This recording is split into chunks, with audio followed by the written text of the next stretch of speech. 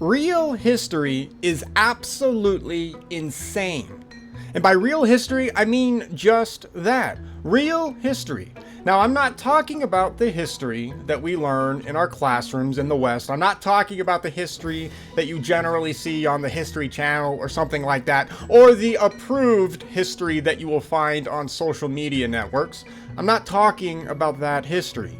That kind of history is what we could call state-approved history, right? I mean, that's the kind of history that is approved by the Ministry of History. How do you like that? I mean, that is essentially what we almost have nowadays. And I think probably in certain countries, especially over there, in the European areas, they probably do actually have a Ministry of History at this point. I would not be surprised. And they may not call it the Ministry of History, but it's literally the same concept, whatever the hell they call it over there. Now, I know I'm ragging on Europeans and I'm poking at you guys. Not that any European would ever listen to this garbage channel, but if you are listening to this channel, you know what I'm saying? I'm poking at you, but don't worry. I hate all countries equally. Or I should say, I hate all governments equally. It's pure hate, pure hatred. That's all it is now. All right, anyway, but look what situation we have nowadays when we look at the historical landscape. If you were to go on one of these social media websites or whatever, I don't go on any of these anymore at all. I don't have accounts on any of that. So if you're wondering why you don't get video updates or whatever on Twitter or X or whatever the hell it's called now, that's why. I'm not getting on social media. That stuff is literal psychological poison, and I highly recommend that you get off of it. All right, anyway, but that's not the point. Anyways, but if you guys are on those kinds of platforms, what are they doing nowadays? Even here on YouTube, right? They do the same thing here as well. What are they doing? They are now adding little truth notes to videos or posts or whatever that may go against the Ministry of History, right? If you go against the experts that are trusted, right? We have to trust the experts and we have to trust the science. If you go against that, what happens in your post or your video or whatever? Right, you get a little thing that pops up and says, well, actually, it's this, and that. And it's not whatever this poster said that it is. Right, even if you have like all the scientific evidence in the world, if it goes against whatever the current mainstream is pushing, you're going to get one of those little notes. And that is insane. And the fact that we are allowing that, by the way, in our society is unbelievable. That is a testament to how absolutely beat down everybody on this planet is from psychological conditioning programs. It's literally like anybody who wants to say that stuff's not happening, there you go. We are literally allowing corrupt institutions to change the things that you say. How do you like that? Yeah, and it's going to get worse, right? It's going to get infinitely worse. Soon you're not even going to be allowed to post that stuff, right? If you go against anything that the mainstream, we're going to talk about history here, and well, science as well. If you do anything against that stuff, right, you're going to get that little note, and then eventually you watch one day, you're not even going to be able to get through the filter to post what you have to say. So if you're somebody who has found, say, something really interesting historically, right? You have some sort of new evidence that has been discovered. And yeah, you want to share it with everybody, because why would you not, right? I mean, that is literally what everybody should be doing when we find evidence that is going to change the historical landscape or the scientific landscape. We want to share that because we want other people to see it so that other people can also look at it and then maybe, build on top of it or explain some of it or whatever, or inspire somebody. Like, that's what we really should be doing. That is going to be completely dead soon, right? Because if you find something, if you make a discovery, if you have something to say that goes against the mainstream, you're not going to be allowed to post it. That's how bad our situation is now, right? Isn't that insane that we've come to this point to where you're almost not even allowed to have your own personal point of view, especially if it goes against the mainstream in any sense whatsoever? And everybody is fine with this. It's just okay, all right, I know, I'm going, okay, all right. So what I want to do in today's show is I want to run an experiment. I know it's going to be a thought experiment, sort of, but, well, no, it's not really going to be a thought experiment. It's going to be, I would consider this a scientific experiment. I think we can actually get away with maybe calling this an actual scientific experiment. All right, we'll decide at the end after we go through this. So here's the deal. Here's what we are going to do. Let me set the stage really fast. Bear with me. So when we look at history, what do we have? We really have one long story, right? We have a chronology. We have a train of events that we can technically categorize and put into a specific order, and we can piece together a general picture of what happened, and that's history. Do we all agree with that? Good! Alright, now that we all agree that history is a chain of events that we can recall, fantastic. I can shut down this show, and we can get back to real life. Okay. No, we're not done. Okay. Alright, but that's what history is, right? Aren't you glad that I just explained history to you like you're a 2-year-old? Okay. My main point is, though, is that when we look at history, what we have is a chain of events. Now, this is the important key that we are going to use in our experiment. So, for example, let's take your life right now. It doesn't matter how old you are. Basically, as long as you are still breathing and you can listen to this, I am assuming that you are competent enough to understand the concept of you having a history. This show is going to be awesome. I'm just going to be treating everybody like babies. This is stupid. Okay.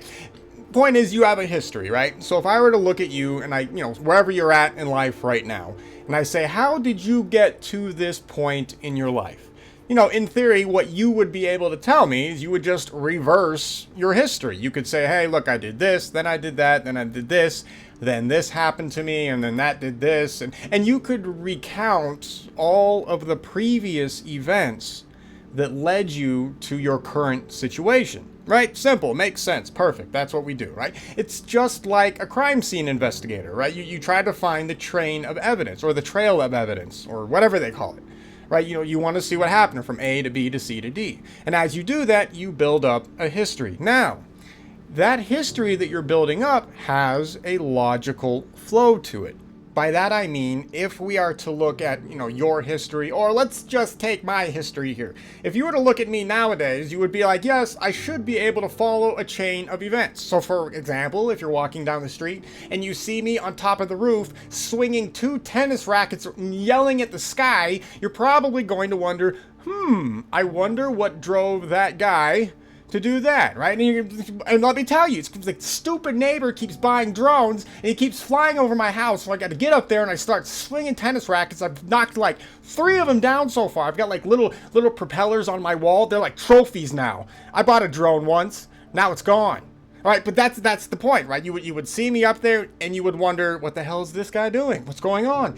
What could have possibly led him to standing on the roof and doing what he's doing right now? It's crazy. Right? But you would ask that question, and of course there is a logical chain of events that would ultimately explain why I am hunting my neighbor's drones like Predator from the movies. All right? There's a reason for everything, right? But there is a reason. Like you could build it up, right? The neighbor pissed me off, kept buying drones. I went over, threw a molly at his car. He got pissed at that, bought more drones, and I bought it. There's a logical conclusion to everything, right? He took a dump on my porch, and then I went over there and I put a bag in his face and I made him sniff it. And my point is that you would see a logical chain of events. Now, this chain of events, in theory, could be used to predict the next chain of events. By that, what I mean is this. If one day later, after you saw me on the roof going crazy, if the next day you actually saw me now sitting on the sidewalk and my arm is in a sling, you could probably deduce that something bad happened to me after you left. Something like perhaps I fell off the roof. Right? You could probably infer something like that. And then if you came up to me and talked to me about it, and you found out that, yeah, that's exactly what happened, it would make sense, right? So you would see that there would be one event that would logically flow to another event within somebody's history. Now, let's zoom out from that timeline. Let's look at a whole established timeline. When we look at a whole historical established timeline, like we can do now, we can look at one event and be like, oh yeah, that makes sense that that event happened, and then the next historical event happened after that one, right? It makes sense. And no, if you're wondering, I do not think that everybody out there listening to this is a stupid schizophrenic. I'm just trying to build up my case so that you can potentially understand whatever the hell I'm talking about as soon as I get to the point. Okay, so one of the reasons why I asked you to use you as your own example is because you know for a fact what has happened in your past.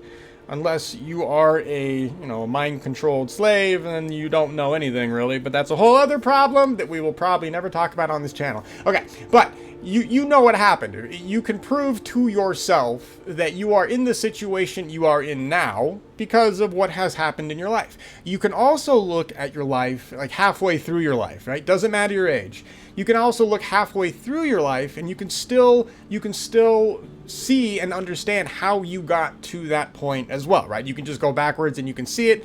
There's a chain of events. Okay. So what if we were to use this concept, this, chain of events, this chain of evidence of happenings? Could we use these events to be predictive of future events within history? Did that make sense?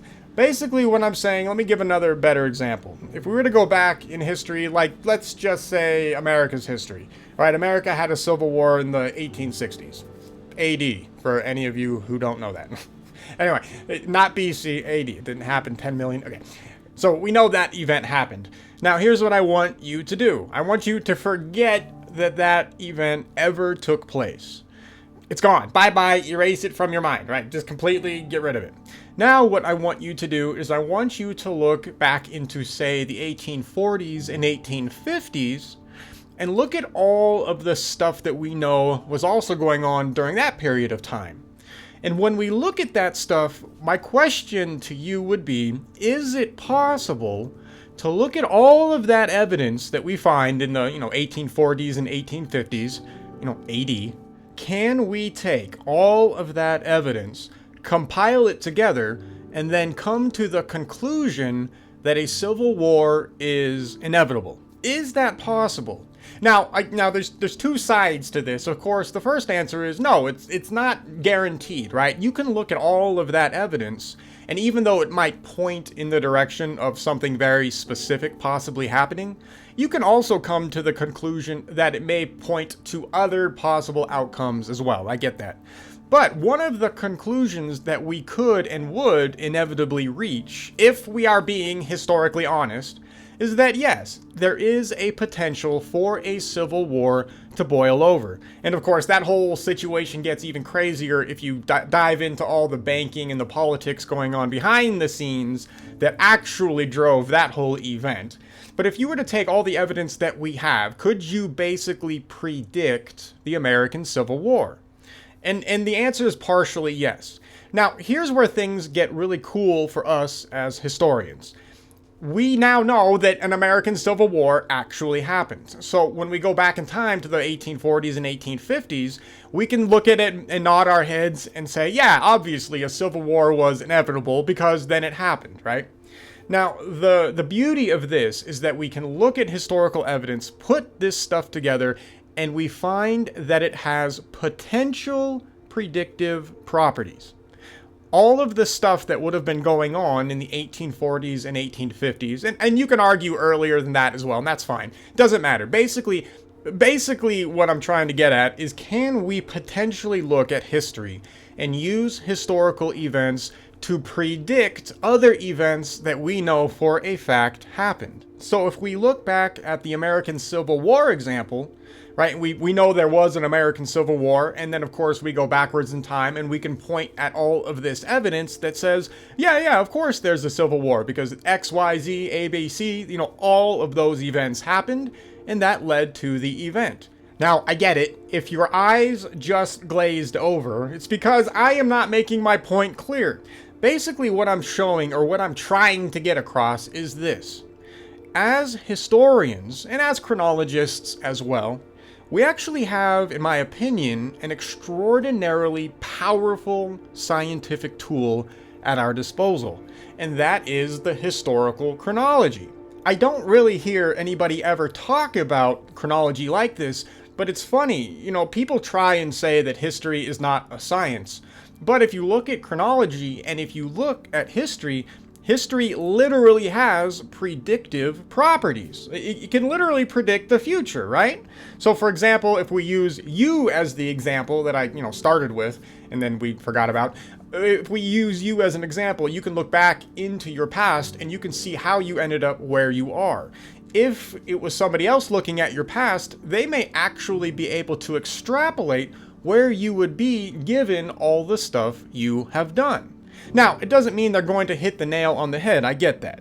But on the flip side, it is entirely possible that somebody could deduce the future of your life and where you would eventually be given all of the stuff you have done, all of the experiences you have had, right? And the more information that a person has, the potential for them coming to the correct conclusion of where you would eventually be gets higher.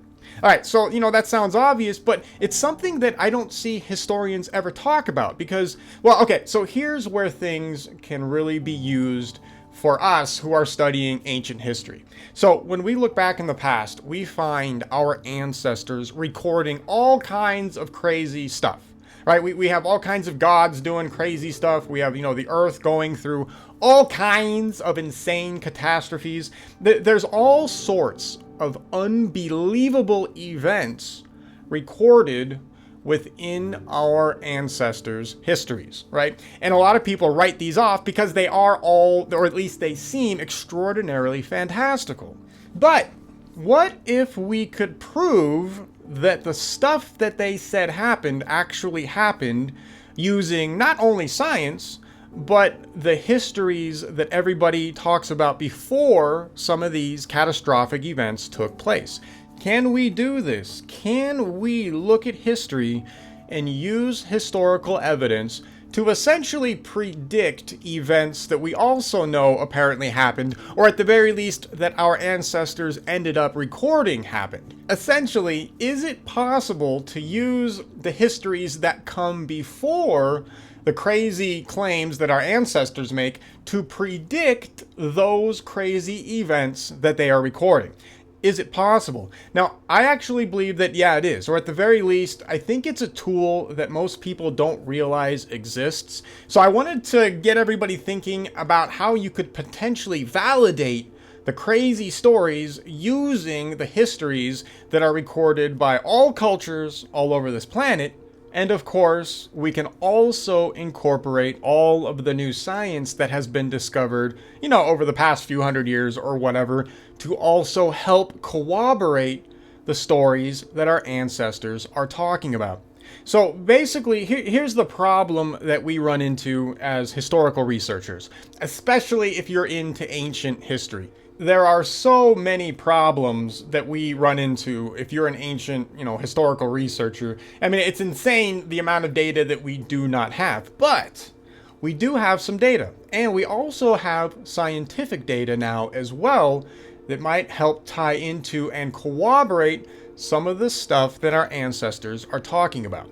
So what I want to do as a thought experiment today is I want to pick a subject that basically all cultures all over the planet claim happened, claim was real, and I want to see if we can take that subject, and by the way, that subject would be something that your average person is going to immediately dismiss. All right, so we have to pick one of the craziest things that we can find within all of the ancient cultures. Now, the reason why I want to do this thought experiment is because if we are going to figure out anything with respect to history, we cannot just sit there and discard all of the stuff that was recorded back in the day, even if it sounds insane. We can't do that. If once you start doing that, you start losing all kinds of knowledge, right? You start losing everything. You can't just discard the recorded history and make up your own. I mean, that is literally what mainstream historians have essentially done. They found a narrative that they really liked, and it was supported by a ton of fraudulent work. And they've latched onto that, and they hide behind that now. And then, of course, you add to the fact that they have the institutional power over a society to push that message, and that's what happens. Everybody starts to lose the focus on reality. Okay, I know, I'm rambling. Let's get to the point. All right, so here is what we are going to do.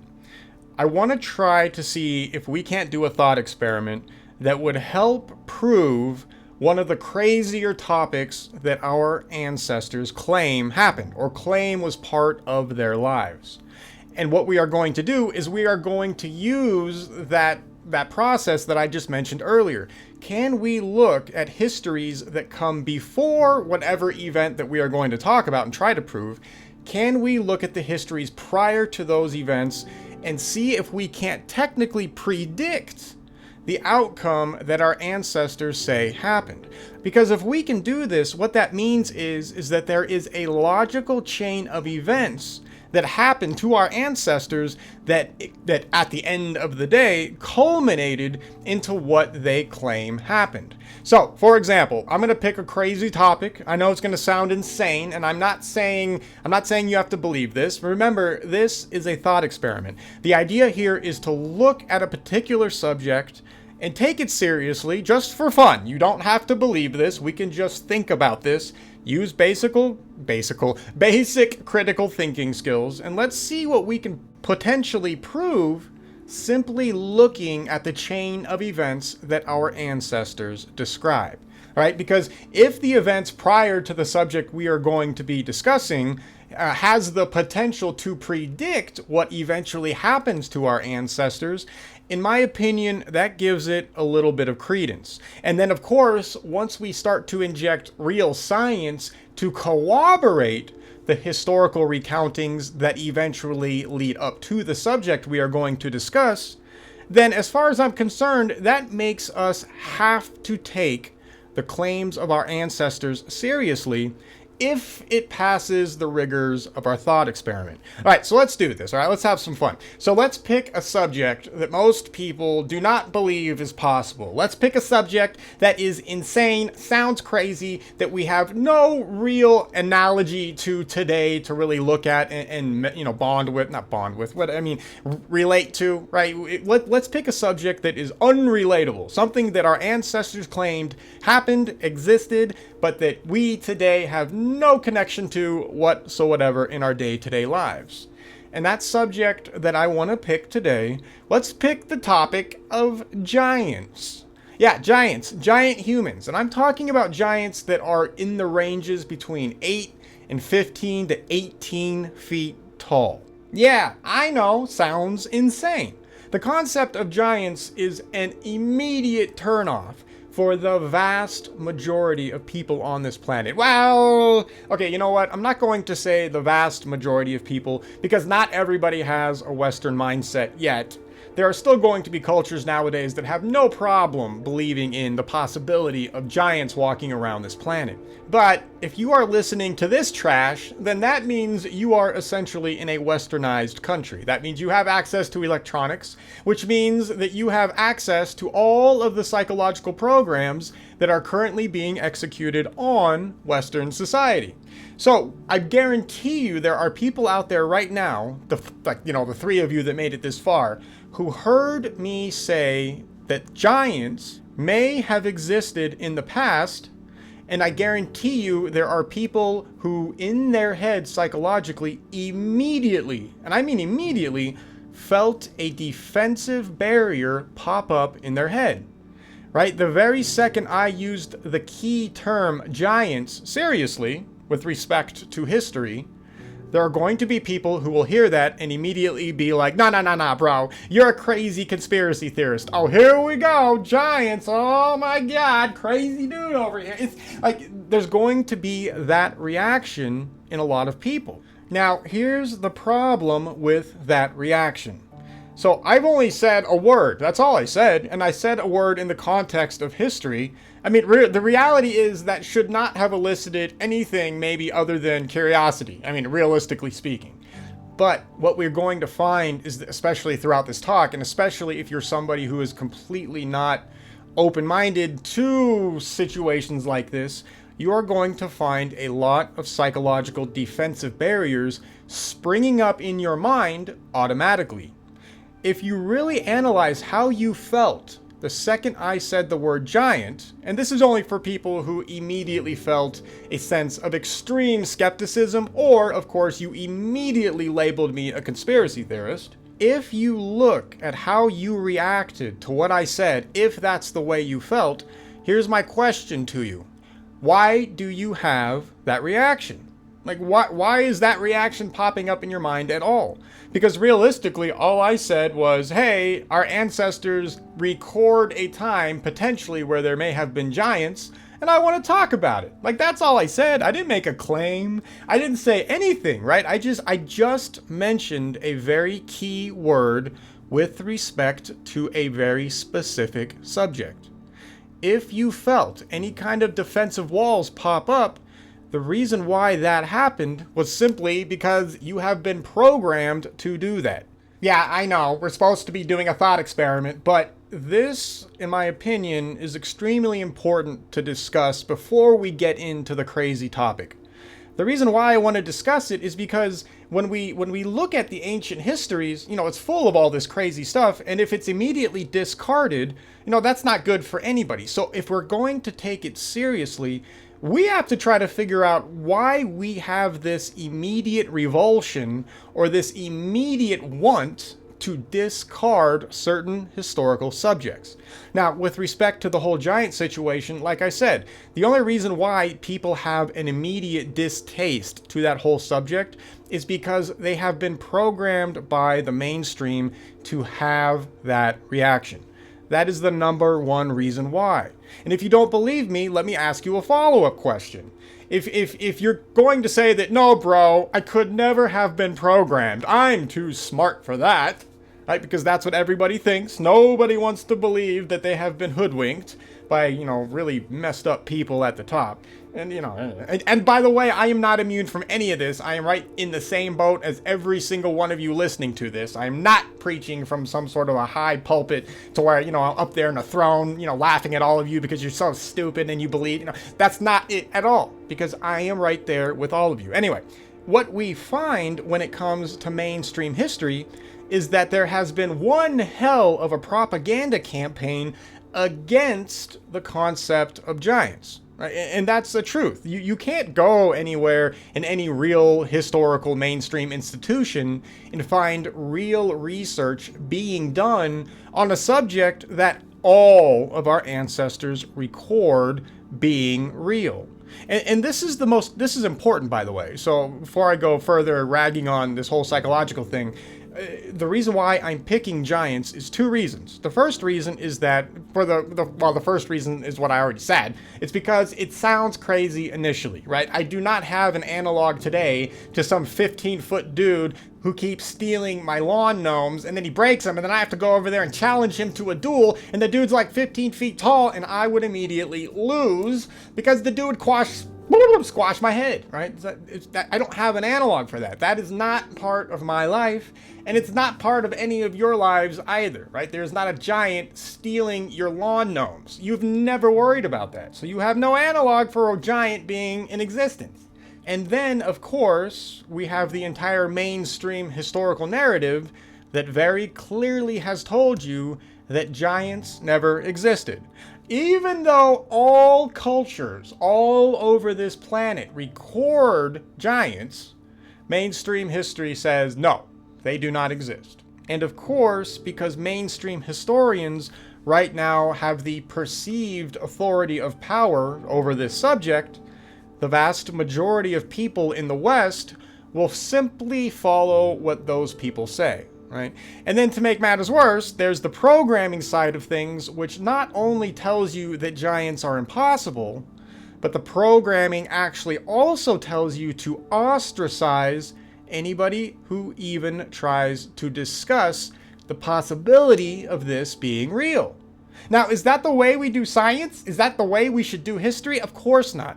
We have to entertain everything that we can, especially if it's coming directly from our ancestors' mouth. I mean, the fact that historians have completely pushed aside the concept of giants is hilarious because everybody talks about them. How do you get away with completely pushing aside an entire topic like this and get, I mean, they just get away with it and nobody cares. Not nobody, but I mean, the people, okay, you get it. All right. So this is a problem that we have. So if you felt an immediate revulsion to the concept of giants, do me a favor, just stick with me. There's a really good chance that you did not make that decision. And actually, to prove that you did not make the decision to believe the giants were fake, I'll even go one step further. Let me ask you this.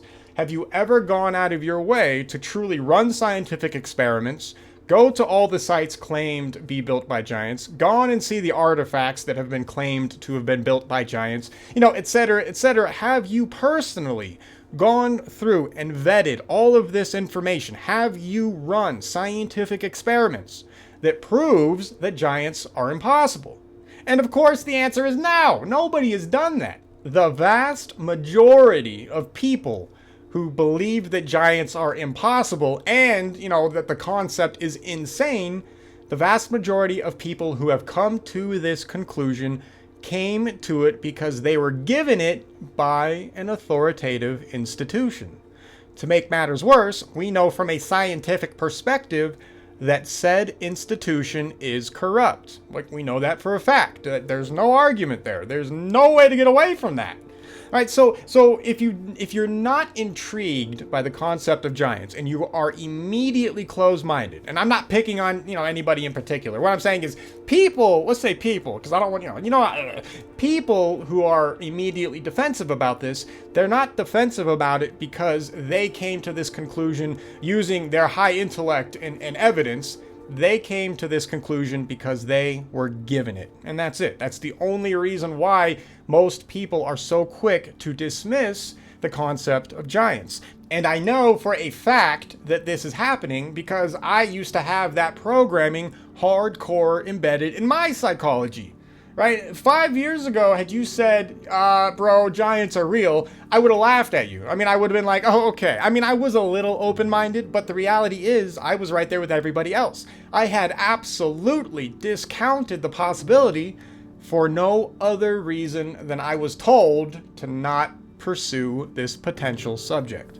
That's it. That's the only reason why I never paid attention to it. All right, so okay, we get all that. All right, let's get to the thought experiment. Jeez, we're 30 minutes into this and I'm still blabbing about nothing. Okay, so let's do this. All of our ancestors make the claim that giants existed. Okay, this is something that we find everywhere. It literally does not matter what culture you look into. As long as their history goes back to a particular point, they have giants in their history. What's even more interesting is that the giant situation seems to have permeated through human history all the way up until like the 19th century. And of course, there are people out there that right now that could potentially argue that, even right now to this day, there's still a giant situation going on, right? And I'm not going to dive into that because we're going to do history, not present crap. But isn't that interesting? Isn't that interesting that this subject that is supposed to be complete fiction pops up everywhere, even into modern times? This is a serious problem. We can't just ignore this, all right? So this is why I want to pick this subject, though. It's because this is a subject that your average person has never thought about because they have already written it off, right? And for all the reasons we've already discussed. You want me to go through them again? You want me to keep repeating myself over and over again? Okay, we're not going to do that. All right, so if the claim is that giants existed, all right, and that's the claim made by our ancestors. This is not my claim, all right? We are just going to listen to what everybody says. And remember, like I said, it's everybody, right? North American Indians, they all have stories of giants. South American, big time. Africa, Asia, Europe, it doesn't matter. Everywhere we go, we find these stories. So what I want to do is I want to look at the stories and we're going to backtrack. We're going to go backwards into people's histories, and we're going to see if the events that people claim took place back in ancient times could substantiate the claim that giants could have actually been real. Because remember, the way our ancestors talk about giants, and it depends on the culture, obviously, because everybody's stories are different, and they should be different because everybody is in different areas and dealing with, different potential situations. But our ancestors talk about all of these things in a very realistic context. And I think that's also one of the important things to remember. So when we look at the histories of giants, there are stories that absolutely sound fantastical. I get that. But it's funny, a lot of the more fantastical stories also tend to have to do with the gods. And, here, the gods are planets on this channel. We don't call gods, in robes and flying around. If any culture talks about a real god, generally they are referring to a cosmological body, or a cosmological event, or a cosmological phenomena. That's generally what happens. So we have to be careful when we see things like, like the giants in Norse history or whatever. There's giants that are supposed to be really huge, and then, their blood becomes the ocean and all this crap. That is not the kind of giant we are talking about. This is actually one of the confusing parts of ancient history when it comes to giants, and it does not help the subject, is that you'll have certain stories about giants which are like the Norse mythology, for example, right? We have Odin and his brothers, they use a giant's blood to create the oceans of the world. Now, that is obviously a different subject. A giant who can bleed an ocean's worth of water, I guess, that is not a 15-foot tall dude. There's no 15-foot tall dude who's going to be able to bleed out oceans. It's not going to happen. So when we see a story like this is not the kind of story I am talking about with reference to proving what we're trying to prove, right? That kind of a giant quote-unquote story, that is something that we would immediately relegate to the cosmological side of history, not the biological side. And I know it's all fantastical garbage, but in this case, when we have some sort of a giant or a god or whatever, some sort of a big dude doing something that affects the entire planet, and they essentially do it by themselves, that's your first hint that is not what we're talking about. The kind of giants that we are going to be looking at today will be the ones that are like 7, 8 to 15, 16, 20 feet tall. Yeah, I know, the numbers get crazy, and I know that's also another reason why it's hard to believe it. But that is what we want to look at, all right? So, and that's important, because like I said, we can't have giants bleeding an ocean. It's not going to happen. So our criteria has to be a story, whatever, mythologies that we're looking at, whatever culture's history we're looking at. Our criteria has to be, hey, look, these giants that these people would be talking about, they have to be, in the range of between 8 and 22 feet, something like that. It's got to be more normal, quote unquote. God, this is going to be like the worst show I've ever. No, I've done worse shows than this. I'm just like rambling. Yeah, I'm gonna post it anyways because YouTube doesn't care and nobody watches this anyway. All right, so our criteria has to be a more, normal-sized person, all right? That's got to be what it is. And you will immediately be able to tell the difference because, like I said, for example, that Odin example, that is very much a god situation. That is very much a crazy-sounding, global or cosmological thing going on, right? That is not a local giant eating a baby. Like, there's two completely different, areas here. Okay, now that we've got that down, all right, so you guys get it. We're going to only deal with giants. All right, so this channel sucks. All right, so if we're going to take the giants seriously, that means that if they were real, they must have been a biological entity. Now, this is the first really important point that we have to make. Because when we look back at cultures talking about giants, the way these cultures talk about giants, they do very much talk about them in a way that would be, physically possible, right? We don't have giants flying through the skies like Superman, right? We don't have giants jumping, a million feet in the air and then turning into a bird and flying around. There's probably stories like that. But generally speaking, we find cultures talking about giants in a very realistic biological sense. By that I mean, when we go and we look at histories, we find people dealing with giants in multiple different ways that are very much realistic. For example, one of the ways that we find some cultures dealing with giants, say, for example, North American continent. In the North American continent, there are some Indian tribes here that make the claim that they lived harmoniously with a group of giants. Like, this is what they claim. They literally say that their ancestors learned a lot of stuff from these, really tall, 10, 12, 15 feet, white-skinned, red-haired giants. They make this claim. That is a North American Indian claim. All right. So we could easily imagine, and we're going to use our imagination. Remember, this is a thought experiment. All right. We're just going to think, have fun. We'll feel free to hit that down vote or dislike button whenever you do. Okay. I'm going to be hitting it multiple times after this because this is such a garbage show. I can't believe it went this direction. Okay. Anyway, so the way that, for example, the North American Indians are describing this particular situation is a very realistic situation. They don't describe these giants, like I said, as doing anything crazy, right? These people are not summoning spirits and flying around and raising the dead. There's no weird claims about any of this stuff. The claims are very simple. The North American Indians ended up running in to, a small culture of giants. The giants were nice, and they integrated, and they lived together for several centuries at least. Some of the stories make that claim. Does that sound crazy? That two cultures came together and worked together to survive?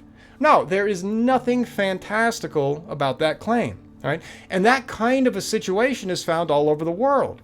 We do find a situation to where multiple peoples on the planet end up running into giants and living with them. Hell, some cultures even have the claim that giants were already in charge of them, right? In certain cases, like there was nothing weird about it. They had always been together. Right? There's those kinds of stories as well. The reason why those stories are important, like I said, is because they're very normal. Right? There's nothing crazy about them.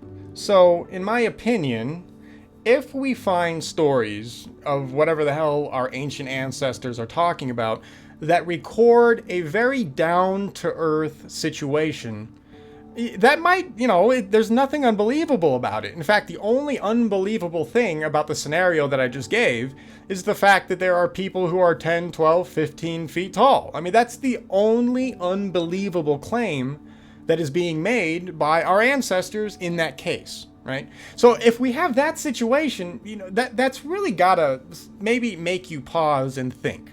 Right? Why make up such a bland story? I mean, what was the point of that?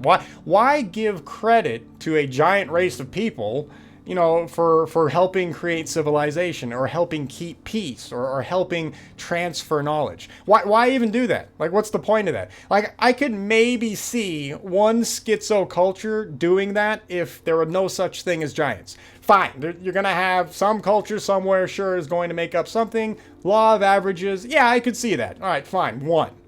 But when we find dozens of cultures talking about this, stuff gets a little weird. And we find it all over the planet. That's got to give you some pause. That cannot be ignored.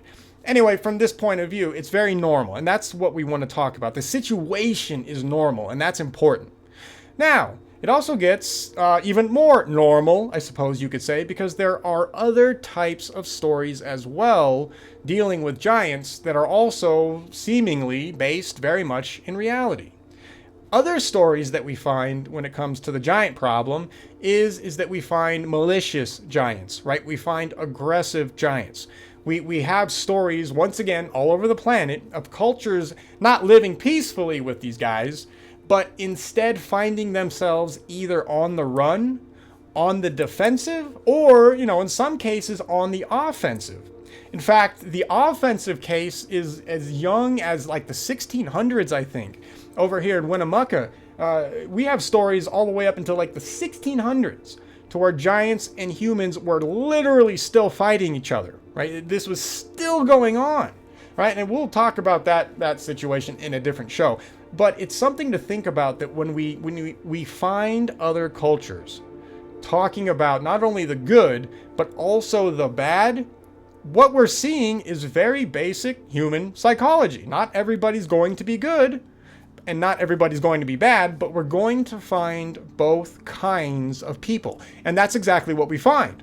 So that is another key, in my opinion, to taking these stories seriously, because there's nothing weird about this, right? To make it even more interesting, the aggressive side of things, the cultures that talk about having to deal with the giants, they talk about them in a very matter-of-fact way, right? They're not talking about them in this weird mystical manner of, ghosts and gods and demons. No, they're very much like, this tribe of giants across the river keeps raiding, our villages and stealing our children, right? We have to fight back against these guys, or we've had to move away from certain areas for the simple reason is that these giants will not leave us alone. Or you have other stories to where it's literally like, a bunch of the tribes from the area banded together and we went and fought the giants because we were sick of being attacked by them, right? And of course, this completely influences their population. It completely influences their histories, all right? These people are not talking about fantastical situations. They are talking about very normal things, right? This is not something to just discard as crazy. The only reason why any of these stories would be discarded is simply because they're talking about larger humans. That's it. That's the only thing that's weird about it. If those stories just did not have the word giant in them, historians would believe all of it, and it would be part of the real history. I guarantee it. I guarantee it. But because the cultures talk about giants, they're not included in the mainstream history. All right, you get that. Okay. So let's keep going with this. All right, so we've established that. We have established that when we look throughout history, everywhere, we find giants popping up in multiple kinds of areas and doing all kinds of things. Very normal things. All right. So the next question, though, that we have to bring up, and we'll stick with the biological part of it. Okay, fine. If the giants are real, that means they were flesh and blood. The first question, of course, anybody should ask is, well, where the hell are they? Right? I mean, if they were alive only a few hundred years ago, where are they all right now? Because, literally, our ancestors make the claim, up until just a few hundred years ago, there were still tribes of these guys walking around, right? And having to be dealt with, right? So if it's that close to us, it's a fair question, where the hell is everybody? Right? And so, once again, if we look at what our ancestors talk about, they tell us. Right? They're very specific about what happens. Damn, it's like 45 minutes into the show? Alright, so, I'll try to keep it closer to an hour, but I'm just babbling now at this point. Why are you listening to this? I'm not even listening to myself talk because this is so, not on topic of anything that I was originally talking. Okay, alright.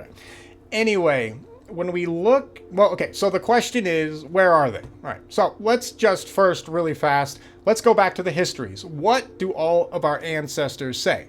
All right, and they're all very clear about what happens. There's a couple of things that happen, actually, right? The first thing that everybody seems to agree upon across the planet, oddly enough, is the fact that after several cataclysms, the giants essentially start to dwindle and just die out. Right? They're not reproducing, interestingly enough.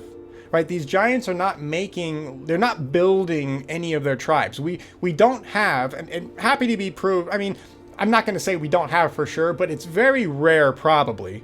I can't think of one off the top of my head. But all of the stories of what all of the people talk about with respect to giants is that whoever was left is all that there was. That was it. The tribes were not expanding anymore. Right? They were just very much within themselves.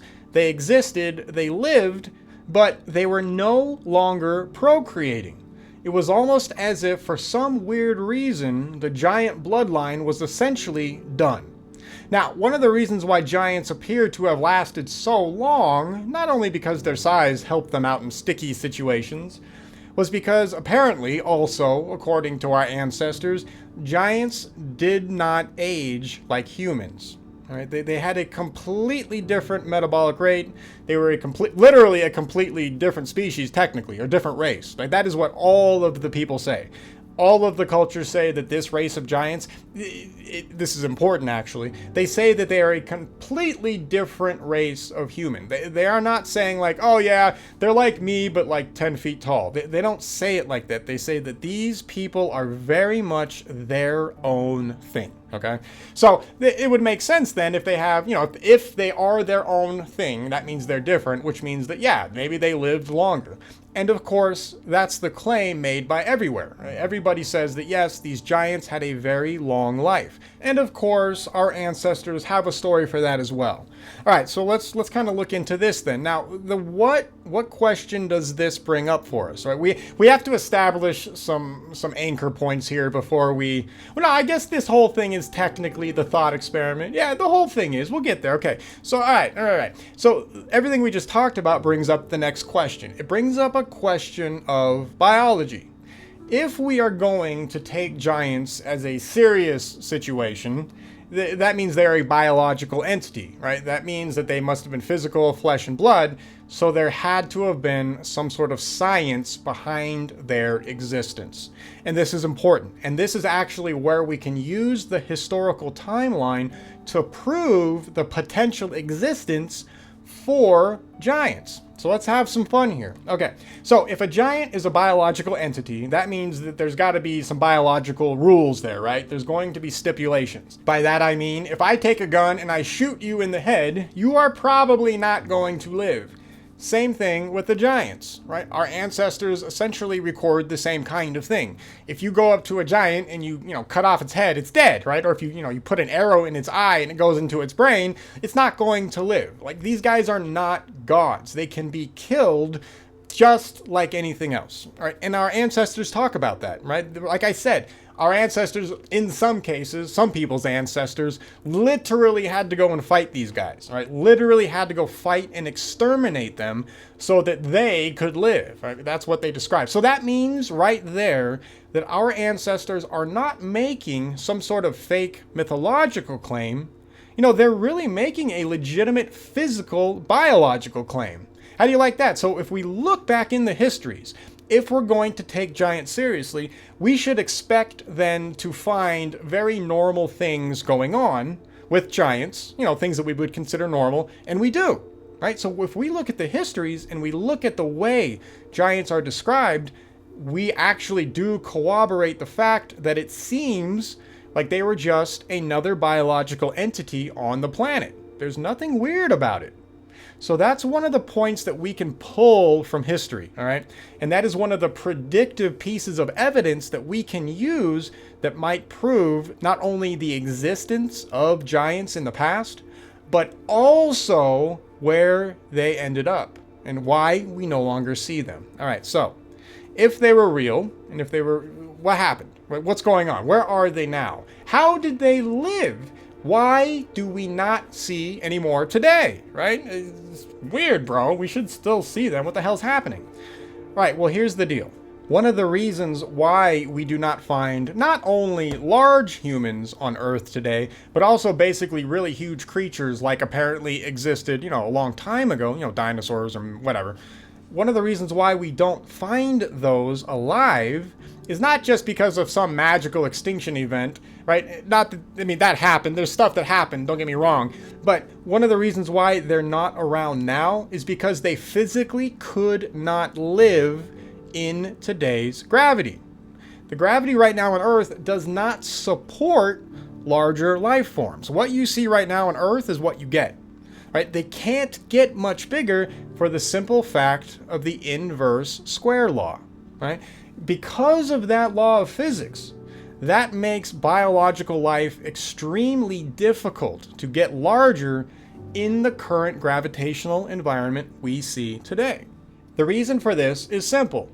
For you to walk around and move around, what do you need, right? You need energy. Right? And your body needs to be able to process that energy and deliver it to your body so that you can move, so you can do stuff, right? The larger you get, the more energy you need to move around your mass. Now, there is a point in biology to where you're just too big to where there is no biological system right now known to man that could ever support any sizes larger than what we see today. Now, I'm not saying you couldn't get a little bigger. Yeah, you can get a little bigger. My main point is, though, is you are not going to have any large species of anything thriving today simply because the gravitational force on Earth is what it is, right? You can only expend so much energy. Biology can only produce so much energy to get you moving, right? And then, of course, there's the other problem of simply transporting the energy to your body. The larger you get, the more a heart has to work, right? I mean, the heart's got to pump everything. It's got to get blood everywhere. If you get larger and larger and larger, pumping the blood around a larger and larger animal becomes a legitimate problem. Once again, the inverse square law causes problems for organ size, blood vessel size, all of that stuff, which is why you don't see anything nowadays. So for those of you guys who believe in evolution, for example, this is why you won't see larger stuff. It's not possible. It is physically not possible to get larger stuff.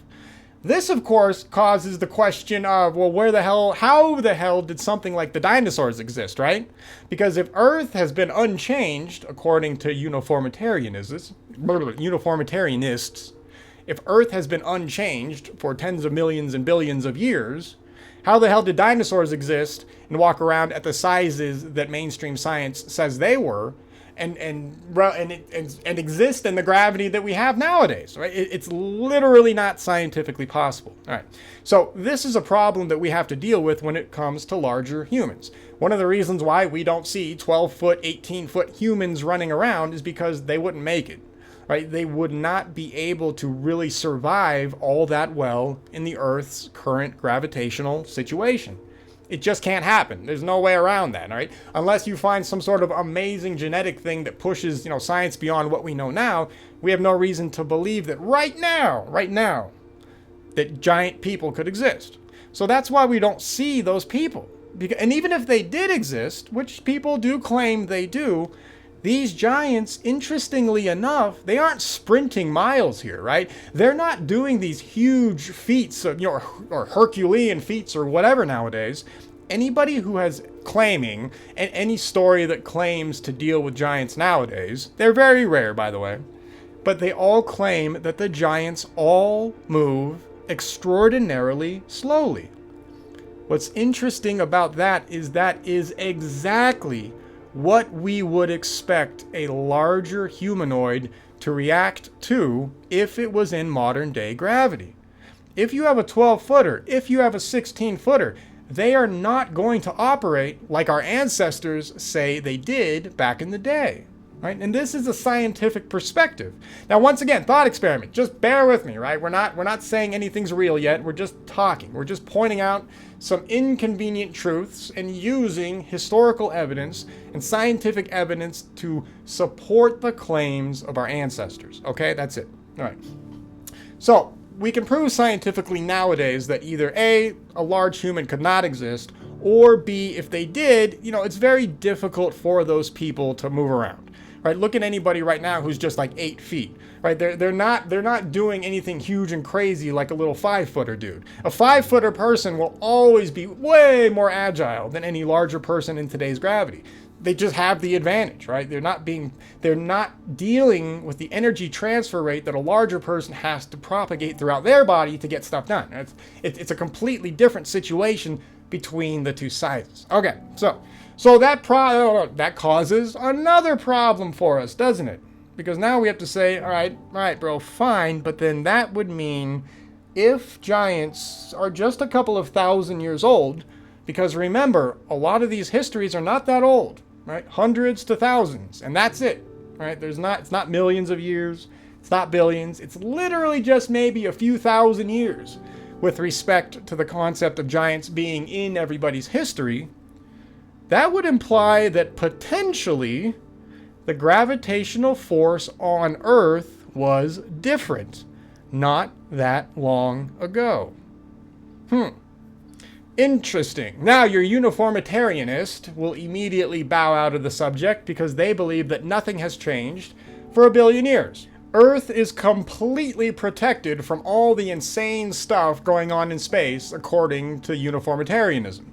That, of course, is an insane ideology, right? There's no reason to believe at all that the Earth has not felt the full force of all the crazy stuff going on in the universe. All right, there's just no way, right? And of course, we have tons of evidence to prove that. All right, anyway. So when we look at the giant situation, we have to figure out how they could have existed on a biological, realistic level. How do we get them to that point? Well, the reality is we do need an Earth with a potentially different gravity. To make matters more interesting is that we find the geological record actually points to there being changes on this planet that could have affected the gravitational force only in the past few thousand years. This actually exists. I'm not going to go too crazy into it, but really fast, what's kind of been discovered, or one of the theories anyways, is that, gravity is just one expression of electromagnetism. That's all gravity is, right? It's a weaker expression of the greater force of electromagnetism. When we look at geological rocks and we look at the magnetized rocks that we find all over the planet, you can trace and see how the magnetic field has changed and shifted. If you get a change and a shift in the gravitational field that is, strong enough, you necessarily will affect the gravity of the planet. This begs the question, what if a few thousand years ago the gravity on Earth was slightly weaker? If we can weaken the gravitational field of Earth just a little bit, we then open up the opportunity for large humans to exist. And not only large humans, but then suddenly we find a way to allow all of the megaflora and fauna to exist as well. And of course, the geological record would support this 100%. Because we know nowadays that back in the day, plants and animals were just absolutely gigantic, right? There's nobody debates that. That is a mainstream fact even. But the only way you can get that situation is if you change the Earth's gravitational field. You have to be able to alter that. So if Earth's gravitational field was a little less back in the day, right? If everybody could be a little lighter, that would allow life forms to grow bigger, or that would allow life forms that could grow bigger. So suddenly we now can say, hey, look, there might actually be a scientific basis for giants to be in existence biologically. All right, but here's the next question. All right, fine, you can say that's real, whatever, but why is the gravitational field different now than it was supposedly a few thousand years ago? That is a great question.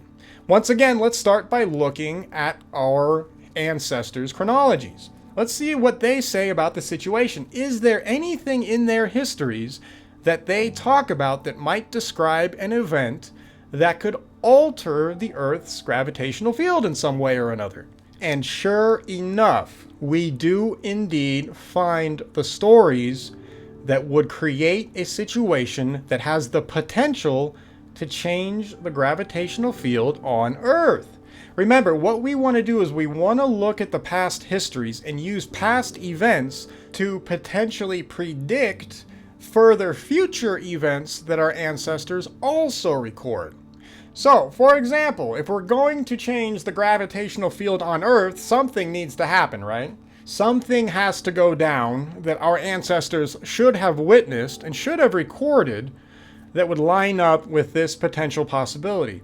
And sure enough, we find that. Remember, all of our ancestors record huge cataclysms going on this planet. And these cataclysms are not driven locally. They are driven by cosmological disturbances, and our ancestors are very clear on this. I'm not going to go crazy with that because I just want to focus on, the giant situation and seeing if we can prove that it's a possibility. But anyway, our ancestors do indeed describe insane events going on with the potential to change Earth's gravitational field. What are those events?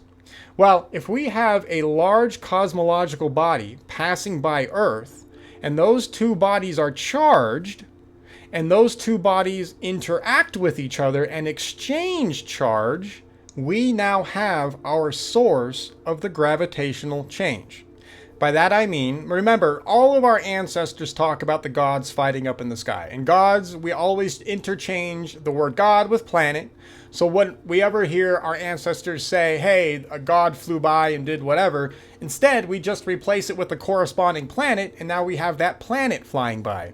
If that planet is electrically charged, like the Earth is electrically charged, those two bodies have the potential to exchange electrons. What apparently seems to have happened, according to our ancestors, is that one of these planets, in this case it would have been Venus, flew by Earth, and our ancestors witnessed the electrical exchange between the two bodies. What happened is that Earth had the lesser charge compared to Venus.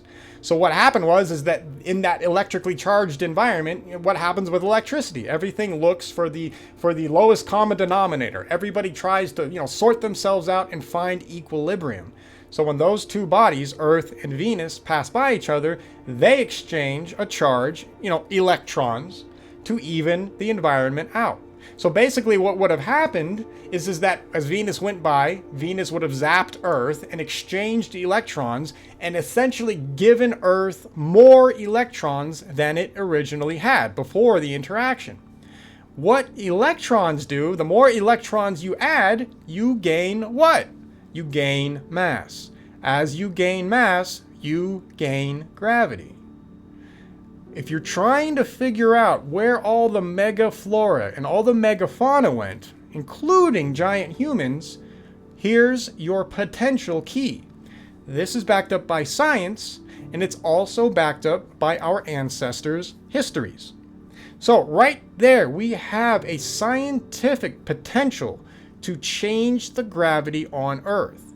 Now, if Earth's gravity changed, that would have been the end of the giants, right? And do we see that? Do we see a point in time in our ancestors' history to where the giants are flourishing, and then after a particular event, they stop flourishing, and in fact, they're on their way to extinction? And then this is essentially known by everybody all over the planet. Do we find that? And the answer is yes. Right? This is what I'm talking about when it comes to using, past events to predict other future past events. Does that make sense? Did I even make any sense in this show whatsoever? Right? We'll redo this show like a year from now, and it'll be better if I'm not like deleted or banned or dead or whatever. Anyways, so we find ourselves in a position to where scientifically we could have had Earth's gravity change only a few thousand years ago. And of course, if that event happened, there should have been witnesses, and of course there were, and that is exactly what we find. So after that event, we should then see giants slowly dying out. Not because, they immediately died out. That didn't happen, right? Nobody talks about the giants immediately going away. In fact, the stories are exactly different. The giants tend to survive, just like the humans, several of these huge cataclysms. But ultimately at the end of the day, they're still dwindling, because as far as it seems, a lot of these guys could not procreate. And that's a whole genetic thing, and God knows why, and that's not part of the show. But they couldn't do it. So what we would expect to see then is a large giant population slowly dwindle over time. And that is exactly what we find. So if you're wondering why you don't run into a 15-footer nowadays, it's simply because you don't live in a time that supports that kind of biology, right? It's the exact same reason why you don't live in a time where a Tyrannosaurus Rex is chasing you on your way to work, right? You're not worried about that. You've never gone to work wondering, oh man, when is that Stegosaurus going to ram me, right? It doesn't happen, right? You're not worried about a Stegosaurus. No pterodactyl is coming to take you away while you're waiting in line, for whatever weird stuff you buy at that one store, right? It's not happening. Nobody cares, right? And that's because the time is gone. Those time frames, they're gone. And they're not coming back, right? Anyway, so that's what we would expect to see if the events have taken place like our ancestors say they did. And sure enough, that is exactly what we find. So when we look at the topic of giants, and we look at the histories, and we compare it to the science, and then we look at the events to see how the events would have affected a larger humanoid, we would expect to find exactly what we are seeing today, right? Giants are not around today. At least, not that I have any proof of. And that anybody who talks about seeing giants, they don't talk about them in this glorious, amazing Hercules kind of way like they were talked about thousands of years ago. No, nowadays they're just talked about degenerate trash, right? They move slow. They just eat humans, apparently, right? There's not much to them right now. Yeah, they got size on you, but you could probably outrun them for the simple fact is that they couldn't catch up to you anyway due to the gravity on Earth, right? And since they can't procreate when they die, they die. And that is exactly what we apparently find today. So, I don't know, let's wrap this up so we can all hit that dislike button and get on with life. All right, so, but do you see what I'm saying? We can take a crazy subject that generally most people believe is not possible, and we can look at that subject and use past historical events to see if they prove future historical events. And if they do, that really should lend at least a little credence to the possibility that whatever event you're talking about, or whatever crazy subject you're talking about, instead of it just being a fiction, it might actually be true. You see what I'm saying, right? I mean, you never hear historians talking about, the science that we just talked about. Nobody goes over that. It's even more funny because when you hear somebody talk about dinosaurs, they never bring up the inconvenient truth that dinosaurs could not have existed in today's modern, environment. It's not possible. So that's all the proof you really need, actually, to see how corrupt mainstream history and science is when it comes to looking at subjects like this. Right? Everybody believes in dinosaurs, but nobody can explain how they were allowed to live in the current environment that we have right now, since apparently the environment that we live in right now is the exact same that it was back, 68 million years ago, or whenever dinosaurs existed, or whatever. Right? These are legitimate scientific problems that would affect history. All right, and they have to be taken into consideration. With respect to human history, we do indeed find a chain of events that substantiate the possibility that giants may have been real. Right? It's right there, and it doesn't matter how we feel about it. It's there. We have to deal with it. Now, I'm not saying that this is 100% I'm not saying that giants are 100% real. But I gotta be honest, the only reason why I now take the concept of giants seriously is not because it's a pet theory that I like, but simply because I cannot avoid it anymore if I am going to take what our ancestors say seriously. Not only that, all right, so we talked about that stuff, but we also find literal artifacts from the supposed giants. We have huge weapons. Huge books, even. I know the book thing, I don't know about that one. But anyway, we have huge weapons. We have huge clothing. We have all of this stuff, artifacts, etc., that would also physically prove, from an archaeological standpoint, that larger humans also existed. Of course, the next question we can ask is, well, where are the bodies, right? And of course, even more interesting is that bodies have been found all over this planet constantly. In fact, in the past, 200 years or so, there are literally tens of thousands of accounts of people digging up giants. It even happens in antiquity. There's literally writings about antiquity dealing with simple things, like dealing with giants, right, and running into them. Of course, back in the day, they don't take it as odd. Back in the day, those people knew that giants had existed at some point.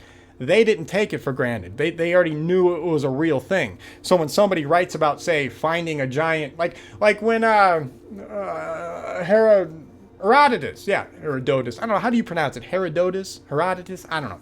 I'll just say Herodotus. Herodotus, he has a little throwaway line when he's talking about a history of a specific area.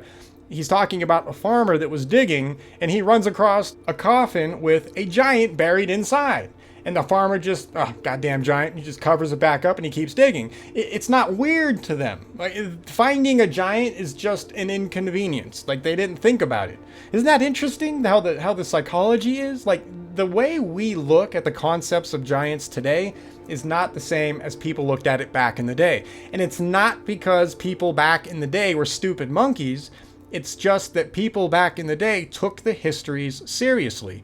And the reality is they were also closer, to those time periods anyways. So, for all I know, they maybe had access to stuff to where it was obvious that giants had existed at one point in time, and there was no reason to deny it, right? It's not weird. Just something to think about on that front.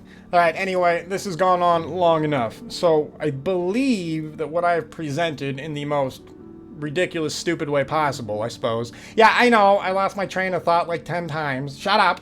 Right, but I think what we can do, I believe it, and we'll test this further on since this was my first test of a test. We'll pick other subjects and see if we can do this. But if we pick a crazy subject and we march backwards in time from whenever that subject existed, can you use history to predict history? And I do think you can do that. I'm not saying it's 100% accurate because, of course, the reality is, we kind of have 20/20 vision when it comes to this, so we have to watch out for that. But otherwise, yeah, I mean, there are the way history flows makes sense. If you take it seriously and you pull your head away from the mainstream. Giants suddenly make sense, right? Humans dealing with giants makes sense. The stuff we find archaeologically nowadays makes sense. And all of this stuff comes together if you take giants seriously instead of just discarding them. Suddenly, human history actually makes a little more sense, right? It's completely different than what the mainstream teaches us. But, who cares what they say? As long as we're following evidence, what do you want from me? It is what it is, right? Oh, yeah, the bodies. Oh, yeah, where are the bodies of all the giants? I know, I'm already rambling. I'm trying to shut the show down, okay? The other problem is that, I'm just going to say this because this is important. One of the problems with the giant situation is that there are obviously going to be a limited number of giant corpses on the planet, right? They're not being reproduced in a factory. What's been happening over the past couple of 100 years is that people have been finding these bodies and recording them. And one of the number one things that everybody agrees happens is that once you expose the giant's body to air, modern air, the bones disintegrate. Right? That's what happens. That's essentially what everybody describes. So we've had a few hundred years now of grave and tomb robbing, and realistically we've had hundreds and hundreds of years of it. But for example, in the North American time period, right, when all the Europeans came over, there's been a couple hundred years of people, just digging up all of these mounds, finding the giants, and then, they either turn into dust, or the bones are taken and the artifacts are taken and people, they sell them and then they get lost. And this is why we don't have as much evidence as we really should have. Simply because humans are just being humans, right? Like I said, in North America, the mounds that were everywhere on the eastern half of the United States, a lot of these mounds are just gone now. And they're not gone because of erosion. They're gone just because of human progress. There's like a mound every 10 feet with a giant buried at the bottom a lot of the times. You got to get rid of them. It's obnoxious. We got to build a Walmart here. Get rid of the mound. And that's what they do, right? And there's only a limited amount of them. And this has been going on for a while, right? And that's just in the United States. The giant situation, the robbing of giant tombs all around the world, like I said, has been going on for, 500, 600, 700 years probably, if not longer. So the evidence is dwindling, right? This is a problem that we really do have as historians, generally speaking, is that we are not making new evidence for past events. So we have to remember that. So we live in a time to where the evidence for giants is limited. And, that's just the way it is. Once you come to terms with that, though, things will open up for you, right? And I know it sucks, but, okay. All right, we're done. I think I've talked long enough. You get it, right? I think we can do this. Well, this show was total trash. I understand that. And not very well done. We'll do it again with another subject, and then maybe we'll redo this one later when I'm not quite as dumb as I was on this one. All right, go do something with your life.